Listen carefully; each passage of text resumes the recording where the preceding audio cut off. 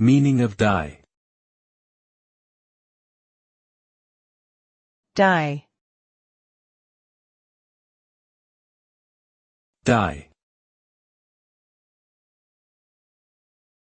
Die.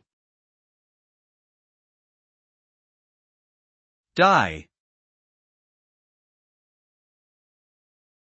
The word die refers to the cessation of life in a living organism.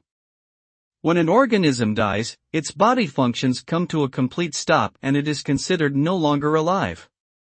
In humans, death can be caused by various factors such as disease, injury, or old age.